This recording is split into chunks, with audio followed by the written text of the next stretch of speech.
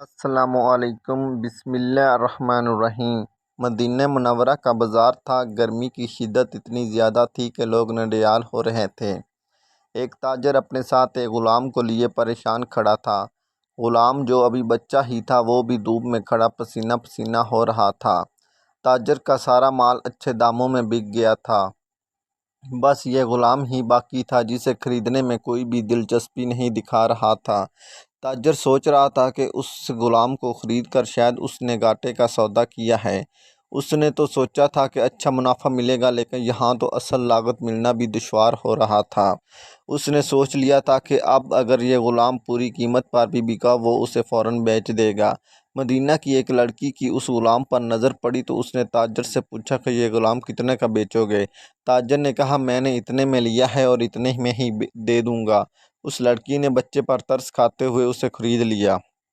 تاجر نے بھی خدا کا شکر ادا کیا اور واپسی کی راہ لی۔ مکہ سے ابو حذیفہ رضی اللہ تعالیٰ عنہ مدینہ آئے تو انہیں اس لڑکی کا قصہ معلوم ہوا۔ لڑکی کی رحم دلی سے متاثر ہو کر انہوں نے اس کے لیے نکاح کا پیغام بھیجا جو قبول کر لیا گیا۔ یوں واپسی پر وہ لڑکی جس کا نام ثبیتہ بنت یحار تھا ان کی بیوی بن کر ان کے ہمراہ تھی، اور وہ غلام بھی مالکن کے ساتھ مکہ پہنچ گیا۔ ابو حذیفہ رضی اللہ تعالیٰ عنہ مکہ آ کر اپنے پرانے دوست حضرت عثمان بن عفان رضی اللہ تعالیٰ عنہ سے ملے تو انہیں کچھ بدلا ہوا پایا اور ان کے رویے میں سرد مہری محسوس کی۔ انہوں نے اپنے دوست سے استفسار کیا کہ عثمان یہ سرد مہری کیوں؟ تو حضرت عثمان بن عفان رضی اللہ تعالیٰ عنہ نے جواب دیا کہ میں نے اسلام قبول کر لیا ہے اور تم ابھی تک مسلمان نہیں ہوئے، تو اب ہماری دوستی کیسے چل سکتی ہے؟ حضرت ابو حذیفہ رضی اللہ تعالیٰ عنہ نے کہا تو پھر مجھے بھی محمد صلی اللہ علیہ وآلہ وسلم کے پاس لے چلو اور اس اسلام میں داخل کر دو جسے تم قبول کر چکے ہو۔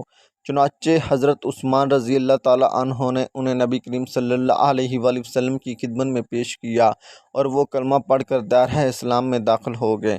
گھر آ کر انہوں نے اپنی بیوی اور غلام کو اپنے مسلمان ہونے کا بتایا تو ان دونوں نے بھی کلمہ پڑھ لیا۔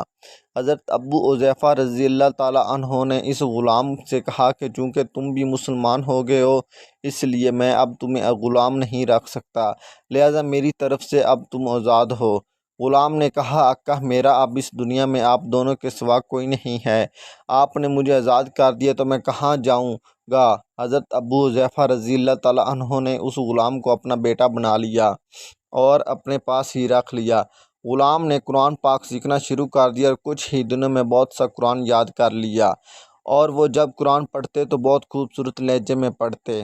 ہجرت کے وقت نبی کریم صلی اللہ علیہ وآلہ وسلم سے پہلے جن صحابہ نے مدینہ کی طرف ہجرت کی ان میں حضرت عمر رضی اللہ تعالیٰ عنہ کے ساتھ حضرت ابو حذیفہ رضی اللہ تعالیٰ عنہ اور ان کا یہ پالک بیٹا بھی تھا۔ مدینہ پہنچ کر جب نماز کے لیے امام مقرر کرنے کا وقت آیا تو اس غلام کی خوبصورت تلاوت اور سب سے زیادہ قرآن حافظ ہونے کی وجہ سے انہیں امام چن لیا گیا، اور ان کی امامت میں حضرت عمر رضی اللہ تعالیٰ عنہ جیسے جلیل القدر صحابی بھی نماز ادا کرتے تھے۔ مدینہ کے یہودیوں نے جب انہیں امامت کرواتے دیکھا تو حیران ہو گئے کہ یہ وہی غلام ہے جسے کوئی خریدنے کے لیے تیار نہ تھا۔ آج دیکھو کتنی عزت ملی کہ مسلمانوں کا امام بنا ہوا ہے۔ اللہ پاک نے انہیں خوش گلو اس قدر بنایا تھا کہ جب آیتیں قرآنی تلاوت فرماتے تو لوگوں پر ایک محیط طاری ہو جاتی اور راہگیر ٹھٹک کر سننے لگتے۔ ایک مرتبہ ام المومنین حضرت عائشہ صدیقہ رضی اللہ تعالیٰ عنہا کو رسول اللہ صلی اللہ علیہ وآلہ وسلم کے پاس حاضر ہونے میں دیر ہوئی۔ آپ صلی اللہ علیہ وآلہ وسلم نے توفق کی وجہ پوچھی تو بولی کہ ایک قاری تلاوت کر رہا تھا، اس کے سننے میں دیر ہو گئی، اور کچھ الہانی کی اس قدر تعریف کی کہ حضرت صلی اللہ علیہ وآلہ وسلم خود چادر سنبھالے ہوئے بیر تشریف لے آئے۔ دیکھا تو وہ بیٹھے تلاوت کر رہے ہیں۔ آپ صلی اللہ علیہ وآلہ وسلم خوش ہو کر فرمایا اللہ تبارک و تعالیٰ کا شکر ہے کہ اس نے تمہارے جیسے شخص کو میری امت میں بنایا۔ ناظرین کیا آپ جانتے ہیں کہ یہ خوش قسمت صحابی کون تھے؟